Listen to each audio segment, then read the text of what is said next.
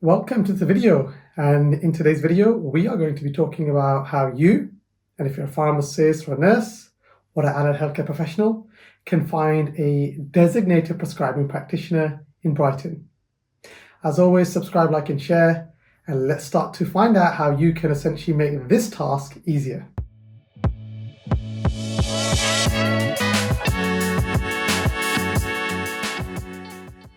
So the video is going to be broken down into sections.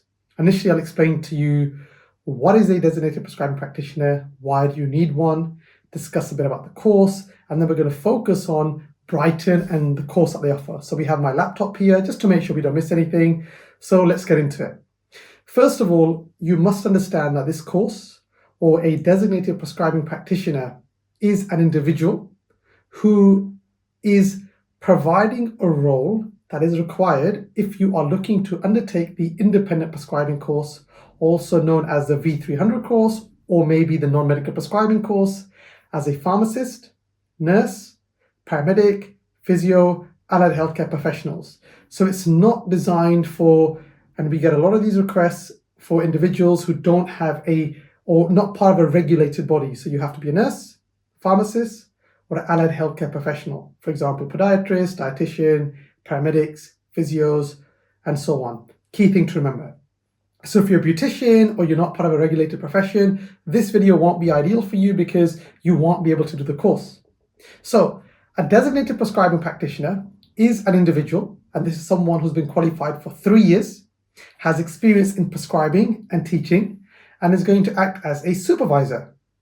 And he acts as a supervisor if you are undertaking the independent prescribing course. And I've explained to you it has many different other names. They mean the same thing. So if you are watching this video and you're looking for V300, this is the course. And it means exactly the same thing as independent prescribing. So essentially, what this individual does is he is actually going to be responsible to make sure that you get the best out of your learning. So he'll be making sure that you are taking a history properly. He'll be making sure that you have the right communication skills. He's going to make sure that you have the knowledge, the skills, and the behaviors required to become a competent prescriber. Why am I explaining this to you? Let me explain it again.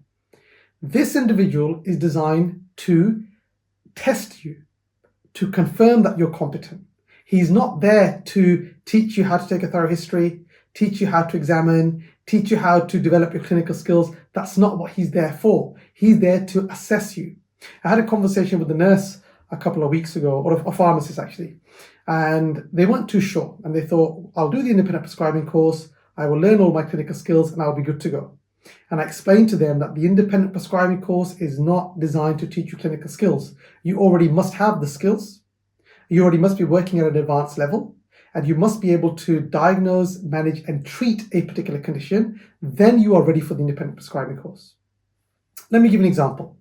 Let's say we have a healthcare professional who's working in a general practice, and he's regularly seeing asthma patients, he's reviewing asthma patients, he's diagnosing asthma patients, but what he can't do is he can't prescribe.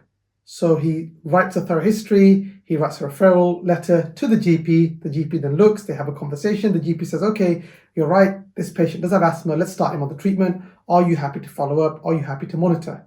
And that individual says yes. This is the kind of individual who's ready for the prescribing course.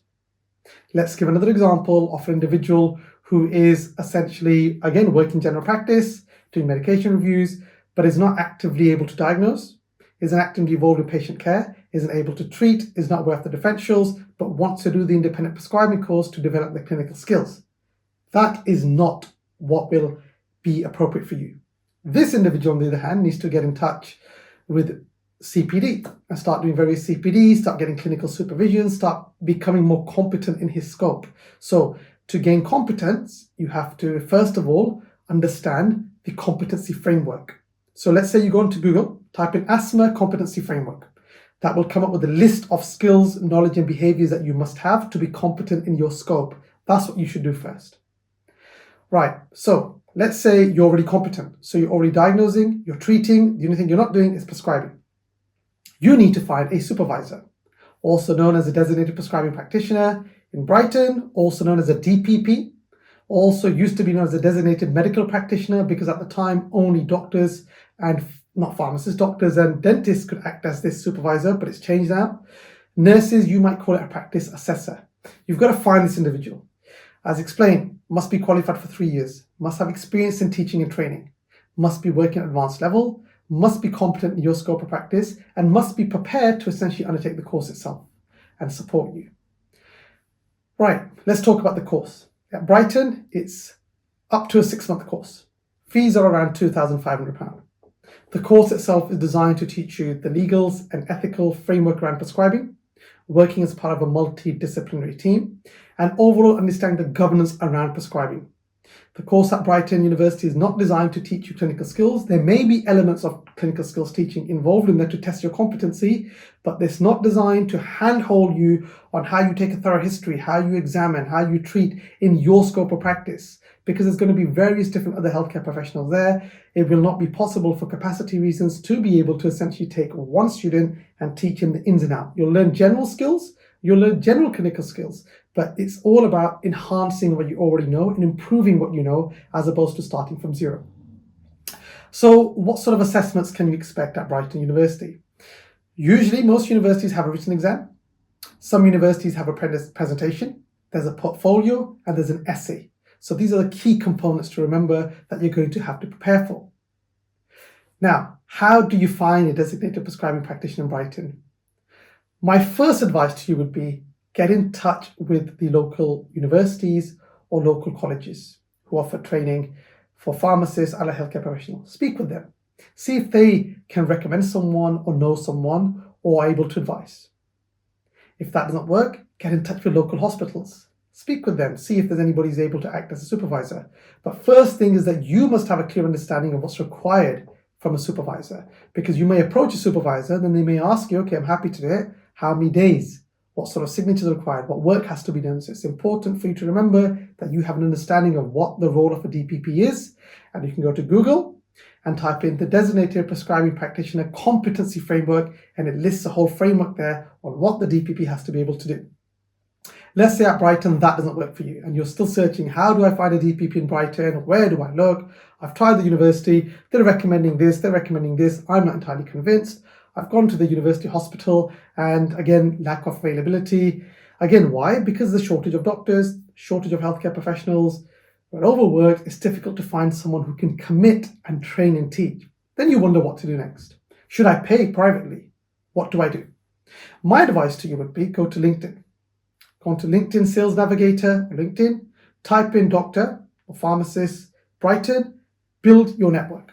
Send a connection request, explain to them, introduce yourself. Hi, my name is XYZ. I'm a prescriber or want to do my prescribing course. I was wondering if you can help me or you know someone who can help me. Happy to have a conversation. That's what I would recommend to you. Because if you start to, without making introductions and developing connections, you're going to struggle. Now, let's say you've tried all of this and you're still unsure what to do and you decide to go for private service. Number one, make sure that there's a contract in place. Number two, make sure that you have a thorough understanding of what is required in the course itself and how this DPP is going to support you. Number three, make sure, and if this is number three, that they've taught your profession before. Number four, make sure they're working at advanced level. My own preference would be sticking to advanced practitioners, starting with doctors, then having a look at pharmacists or nurses and so on who are working at advanced level, working practically. Why do I recommend doctors? Because they have a lot of experience in this area. They're teaching, they're diagnosing, and so on. I'm not saying that a pharmacist can't act as a supervisor or a nurse and so on. They can. But the difference is the experience. So make sure it's an experienced healthcare professional. Make sure they have the experience to teach and train. Teaching and training is a skill. Just because you're a prescriber or you work at a university or you are involved in some sort of teaching capacity doesn't mean that you necessarily enjoy what you do. You have the passion, you've done it before, and you want to do it. So make sure that they have this passion to teach and train, and absolutely you can do it. So you don't need to pay. Be proactive. Go onto LinkedIn. Speak with your local LPC if you're a pharmacist. Speak with your local GP practice. Get in touch with universities. Get in touch with hospitals. Go to LinkedIn. It's available. And if all fails, get in touch with us at MEDLRN. We're happy to help you not only find a DPP, but make sure it's the right DPP, Happy to train, support you from start to finish, and develop your CPD. I hope you found this video useful. Subscribe, like, and share. Thank you for watching.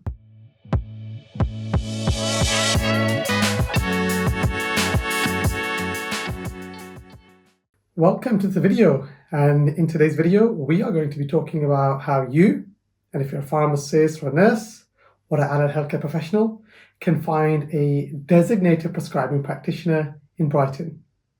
As always, subscribe, like, and share, and let's start to find out how you can essentially make this task easier.